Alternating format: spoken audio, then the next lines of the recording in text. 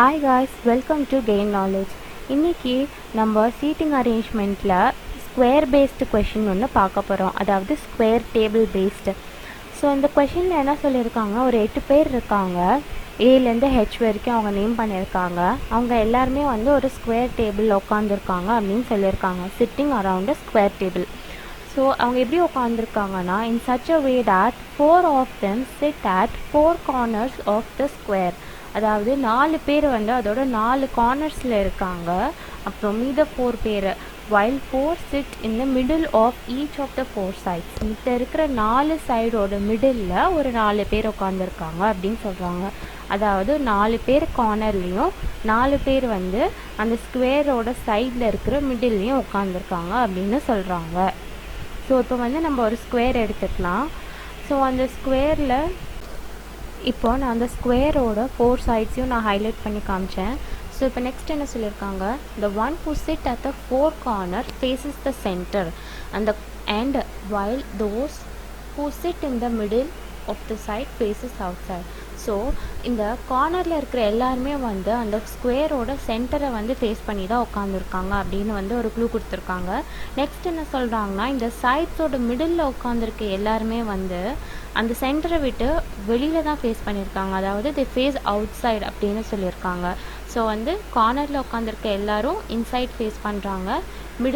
சைடோட middle உட்காந்துருக்க எல்லாருமே வந்து அவுட் சைட் ஃபேஸ் பண்ணுறாங்க.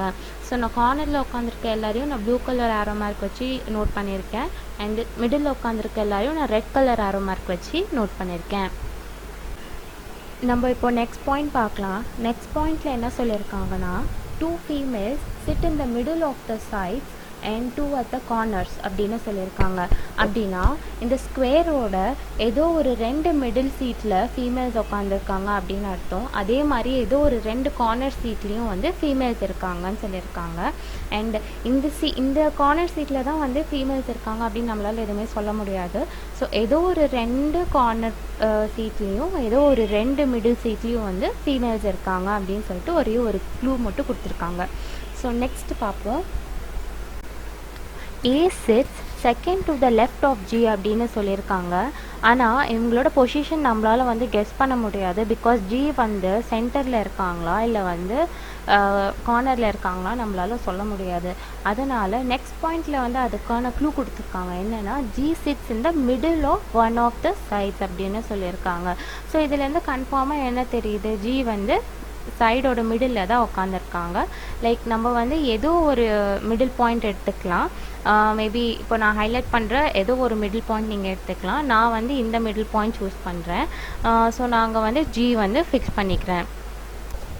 ஸோ G நான் இங்கே வச்சுட்டேன். Gக்கு A sits second to the left of G அப்படின்னு சொல்லியிருக்காங்க. ஸோ Gயோட லெஃப்டில் செகண்டில் A இருக்குது. ஸோ வந்து அதை நம்ம எப்படி பொசிஷன் பண்ணுறதுனா, ஜியிலேருந்து லெஃப்ட் அப்படின்னு பார்க்கும்போது இந்த கீழே டைரெக்ஷனில் தான் வரும். ஸோ அங்கேருந்து செகண்ட் பொசிஷன், இதுதான் செகண்ட் பொசிஷன். ஸோ அங்கே வந்து நான் வந்து ஏ ப்ளேஸ் பண்ணுறேன். ஸோ வந்து இந்த பாயிண்ட் ஓவர் ஜியோட செகண்ட் லெஃப்டில் ஏ டன். நெக்ஸ்ட் என்னன்னு பார்த்தீங்கன்னா, நான் இப்போ வந்து இந்த கொஷினில் நீங்கள் ரீட் பண்ணும்போதே தெரிஞ்சிருக்கும், நிறையா ஹஸ்பண்ட் அண்ட் ஒய்ஃப் ரிலேஷன் சொல்லியிருப்பாங்க. ஸோ வந்து மேல் ஃபீமேல் அப்படிங்கிறத வந்து நான் டினோட் பண்ணுறதுக்கு மேலே மைனஸ்னும் ஃபீமேலை ப்ளஸ்னும் வச்சுக்கிட்டேன்.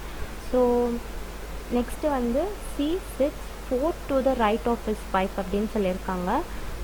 எங்கேயுமே என்னால் சியோட ஒய்ஃப் இங்கே ப்ளேஸ் பண்ண முடியாது. ஸோ நெக்ஸ்ட்டு அதுக்கப்புறம் என்ன சொல்லியிருக்காங்க, his wife is not an immediate neighbor of A or G. இப்போ நம்ம இங்கே ஆல்ரெடி ப்ளேஸ் பண்ணியிருக்க ஏ அண்ட் ஜியோட நெய்பர்ஸ் வந்து சியோட ஒய்ஃப் இல்லை அப்படின்னு சொல்கிறாங்க. ஸோ ஏயோட நெய்பர்ஸ் இந்த ரெண்டுமே வந்து சியோட ஒய்ஃபாக இருக்க முடியாது. அதே மாதிரி ஜியோட நெய்பர்ஸ் இந்த 2 பிளாக் டாட்ஸுமே வந்து இதோட ஒய்ஃபாக இருக்க முடியாது. மீதி இருக்கிற 3 பிளேசஸில் தான் வந்து ஏயோட ஒய்ஃப் இருக்க முடியும். ஸோ அந்த இருக்கிற எல்லா 3 பிளேஸோட பாசிபிலிட்டிஸும் இப்போ பார்க்கலாம். ஸோ ஃபர்ஸ்ட் பாசிபிலிட்டி என்னென்னா, சியோட ஒய்ஃப் வந்து நான் இந்த பாயிண்ட் அவுட் பண்ணுற பிளேஸில் வச்சுருக்கேன். ஸோ அவங்க என்ன கொடுத்துருக்காங்கன்னா, C sits 4 to the right of his wife அப்படின்னு சொல்லியிருக்காங்க. C's ஒய்ஃபோட ரைட் அப்படின்னு பார்த்தீங்கன்னா இந்த டைரெக்ஷன் தான். இதில் 4th, அதாவது first, second, third and then fourth position. அங்கே வந்து ஆக்சுவலாக நான் சி வைக்கணும், ஆனால் அங்கே வந்து ஆல்ரெடி ஜி இருக்குது. ஸோ இந்த பிளேஸில் என்னால் சியோட வைஃப் வைக்க முடியாது. இப்போ நெக்ஸ்ட் பாசிபிலிட்டி வந்து சீஸ் வைஃப் அந்த மேலே இருக்கிற கார்னர் பொசிஷனில் வச்சுருக்கேன். ஸோ இவங்க வந்து இன்சைட் ஃபேஸ் பண்ணியிருக்காங்க. இவங்களோட ரைட்டில் ஃபோர்த்து பொசிஷன் பார்க்கணும். ஸோ இதுலேருந்து ரைட்டில் first, second, third and then fourth position அப்படின்னு பார்த்தா இங்கே தான் வருது. இங்கே சீஸ் வைஃப் தான் உட்காரக்கூடாது, பட் சி வந்து உட்காரலாம். ஸோ அந்த பிளேஸில் என்னால் சி வைக்க முடியும். ஸோ இது வந்து ஒரு ரைட் பாசிபிலிட்டியாக இருக்குது. ஸோ நான் இந்த பாசிபிலிட்டி வந்து நான் எடுத்துக்கிறேன். பட் எனிவேஸ் நான் வந்து மீதி இருக்கிற இன்னொரு பாசிபிலிட்டியும் செக் பண்ணிக்கிறேன் வருதா அப்படின்னு சொல்லிட்டு. இப்போது நான் சீஸ் வைஃப் இந்த பிளேஸில் வைக்கிறேன். சும்மா தான் இந்த பாசிபிலிட்டி வந்து நான் செக் பண்ணுறேன். ஸோ சீஸ் வைஃபோட first, second, third and then fourth பொசிஷனில் ஆல்ரெடி ஏ இருக்குது. ஸோ அதனால் என்னால் இந்த பாசிபிலிட்டி வந்து எடுத்துக்க முடியாது. ஸோ நான் சொன்ன அந்த செகண்ட் பாசிபிலிட்டி தான் வந்து கரெக்டான பாசிபிலிட்டி. சீஸ் வைஃப் அப்படின்னு சொல்கிறாங்க. அப்போது சி என்னது ஹஸ்பண்டாக தான் இருப்பாங்க. அப்போது அது மேல். அப்போது அங்கே வந்து நம்ம வந்து மைனஸ் சிம்பிள் வச்சு டினோட் பண்ணிக்கலாம். நெக்ஸ்ட்டு போகும்போது என்ன சொல்கிறாங்க, B sit third to the right of her husband. இது வந்து நம்ம எங்கேயுமே ப்ளேஸ் பண்ண முடியாது. ஸோ நெக்ஸ்ட்டு பார்ப்போம். B does not sit at any of the corners. கார்னர்ஸில் எங்கேயுமே பி இருக்க மாட்டாங்க. ஸோ அதை பிளாக் அவுட் பண்ணிடலாம். பாக்கி இருக்கிற மிடில் பாயிண்ட் வந்து பார்த்திங்கன்னா இந்த ரெண்டு மட்டும்தான் நேம் பண்ணாத இந்த ரெண்டு சீட்ஸ் மட்டும்தான் இருக்குது. ஸோ அங்கே வந்து நம்ம பி வச்சு பாசிபிலிட்டிஸ் பார்க்கலாம். ஸோ ஃபர்ஸ்ட் பாசிபிலிட்டி என்னென்னா, பியை வந்து நான் மேலே டாப் பொசிஷனில் வைக்கிறேன். கொஷனில் என்ன சொல்லியிருக்காங்கன்னா, P sits third to the right of her husband. அப்படின்னா பி வந்து ஒரு ஃபீமேல் வைஃப். ஸோ வந்து அதை நான் ப்ளஸ் அப்படின்னு டினோட் பண்ணிக்கிறேன். ஸோ பிலேருந்து தேர்ட் ரைட், அதாவது பி வந்து தேர்ட் பொசிஷனாக இருக்கணும். So P third, second, first and then இங்கே தான் வந்து பியோட ஹஸ்பண்ட் இருக்கணும். அங்கே ஆனால் ஆல்ரெடி சி வந்து ப்ளேஸ் பண்ணியிருக்காங்க. சிக்கும் சீஸ் வைஃப் அப்படின்னு சொல்லிட்டு அங்கே ஆல்ரெடி வந்து ஒரு ரிலேஷன் இருக்குது. ஸோ அது கிடையாது. பி இந்த சைடு பார்க்குறோம், செகண்ட், ஃபர்ஸ்ட் அண்ட் தென் இங்கே வந்து எதுவுமே இல்லை. ஸோ இங்கே வந்து நம்மளால் பீஸ் ஹஸ்பண்ட் வந்து ப்ளேஸ் பண்ண முடியும். ஸோ நான் அங்கே வந்து பீஸ் ஹஸ்பண்ட் ப்ளேஸ் பண்ணுறேன். இந்த பாசிபிலிட்டி கரெக்டாக இருக்குது. பீஸ் ஹஸ்பண்ட் ஒரு பிளேஸில் வச்சுருக்கோம். அவங்க வந்து இன்சைட் ஃபேஸ் பண்ணி உட்காந்துருக்காங்க. நம்ம கொடுத்துருக்க இந்த வேர்ட்ஸ் பொறுத்து பார்த்தோன்னா பீஸ் ஹஸ்பண்டோட தேர்ட் ரைட்டில் தான் பி உட்காந்துருக்காங்களான்னு ஒன் டைம் செக் பண்ணால் கரெக்டாக வந்து தேர்ட் ரைட்டில் தான் பி வந்து ப்ளேஸ் ஆகிருக்காங்க. ஸோ இது வந்து ட்ரூ பாசிபிலிட்டி. ஸோ ஆனாலும் நான் நெக்ஸ்ட் இன்னொரு இருக்கிற ஒரு பாசிபிலிட்டியும் செக் பண்ணிக்கிறேன். நான் பி இங்கே ப்ளேஸ் பண்ணியிருக்கேன். இங்கேருந்து ரிவர்ஸில் பார்க்கும்போது அந்த பிளேஸில் வந்து என்னால் பியோட ஹஸ்பண்டை ப்ளேஸ் பண்ண முடியும். ஆனால் நாங்கள் வச்சோன்னே பி ஹஸ்பண்ட் வந்து இன்சைட் ப்ளேஸ் பண்ணியிருக்காங்களா, அவங்களோட ரைட் சைடு அப்படின்னு நம்ம பார்த்தோன்னா அது வந்து ஆப்போசிட் டைரெக்ஷனில் வருது. அண்ட் அந்த ரைட் சைடில் பார்க்கும்போது தேர்டில் எனக்கு பி வரல, எனக்கு ஏ அப்படிங்கிற ஒருத்தரோட பிளேஸில் வந்து முடியுது. ஸோ இந்த பாசிபிலிட்டி வராது. இது வந்து ராங் பாசிபிலிட்டி. அதே மாதிரி நான் பியோட இன்னொரு ஒரு சைட்லவும் பார்க்குறேன். ஸோ அங்கே வந்து தேர்ட் பொசிஷனில் சி இருக்குது. ஸோ அப்போ வந்து என்னால் இந்த இதுவும் எடுக்க முடியாது, ஏன்னா அங்கே என்னால் பியோட ஹஸ்பண்ட் ப்ளேஸ் பண்ண முடியாது. ஸோ முன்னாடி நான் ஒரு பாசிபிலிட்டி ட்ரூ அப்படின்னு சொன்னேன்ல, ஸோ அந்த பாசிபிலிட்டியை நம்ம ஃபைனல் பண்ணிக்கலாம். ஏன்னா அதுதான் கரெக்டாக பிஸ் ஹஸ்பண்டோட தேர்ட் ரைட் பொசிஷனில் வந்து பி இருக்காங்க. ஸோ நெக்ஸ்ட் என்ன சொல்லியிருக்காங்கன்னா, only T sits between P and H அப்படின்னு சொல்லியிருக்காங்க. ஸோ அந்த சென்டென்ஸ் பொறுத்த வரைக்கும் அது எப்படி வரும்னா, பி, டி, ஹெச் இவங்க 3 பேரும் வரிசையாக வரணும். அதை வந்து என்னால் இந்த சைடு வைக்க முடியாது. ஸோ பிக்கு ஆப்போசிட் சைடு நான் செக் பண்ணுறேன். இங்கே வந்து எனக்கு எல்லாமே எந்த இதுலேயுமே வந்து யாருமே ப்ளேஸ் ஆகலை. எதுக்குமே நான் வந்து என்னால் லெட்டர்ஸ் கொடுக்க முடியல. ஸோ அதனால் வந்து இங்கே தான் என்னால் வைக்க முடியும். பி பக்கத்தில் டி, அதுக்கப்புறம் கீழே ஹெச். ஸோ கரெக்டாக இங்கே 3 பேருமே ப்ளேஸ் ஆகிறாங்க. அப்படி பார்க்கச்சில சிஸ் வைஃப் யாருன்னா டி தான் வந்து சியோட வைஃப். ஸோ நான் சியும் டியும் ஹஸ்பண்ட் அண்ட் ஒய்ஃப்னால அதை நான் தனியாக எழுதி வச்சுக்கிறேன். ஏன்னா ஃபர்தராக கொஷின்ஸ் கேட்கும் போது அது யூஸ் ஆகும். ஸோ சி அண்ட் டி வந்து ஹஸ்பண்ட் அண்ட் ஒய்ஃப் அப்படின்னு வந்து தனியாக எழுதி வச்சுக்கிறேன், ஈக்குவல் டு சைன் போட்டு. நெக்ஸ்ட் என்ன சொல்லியிருக்காங்க, ஹெச் இஸ் ஹஸ்பண்ட் ஆஃப் ஏ. அப்போ ஹெச் வந்து மேலு, ஏ வந்து ஃபீமேல். ஸோ அவங்க ரெண்டு பேரையும் நான் வந்து தனியாக ரிலேஷன்ஷிப் ஈக்குவல் டு போட்டு ஹெச் இஸ் ஈக்குவல் டு ஏ அப்படின்னா அவங்க ரெண்டு பேரும் ஹஸ்பண்ட் அண்ட் ஒய்ஃப். ஹெச் வந்து மேலுனும் ஏ வந்து ஃபீமேல்னும் நான் டினோட் பண்ணிடுவேன். நெக்ஸ்ட் இந்த கொஷனில் வந்து என்ன சொல்லியிருப்பாங்கன்னா, 2 females sit in the middle of the sides and 2 at the corners. அப்போ ரெண்டு பேர் வந்து மிடில் இருப்பாங்க. ஸோ அப்போ நம்ம இங்கே வந்து நேம் பண்ணது படி ஏயும் பியும் தான் ஃபீமேல்ஸ், பேரும் மிடில் இருக்காங்க. அப்போ மீதி இருக்கிற ரெண்டு பேருமே வந்து மேலாக தான் இருக்க முடியும். ஹெச் ஆல்ரெடி மேலுன்னு நான் டினோட் பண்ணிட்டேன்.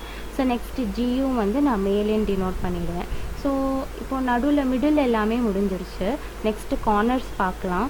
கார்னர்ஸ்லேயும் எனக்கு 2 ஃபீமேல் வரணும். ஸோ டி தான் ஒரே ஒரு ஃபீமேல் இருக்குது, சி வந்து மேல்.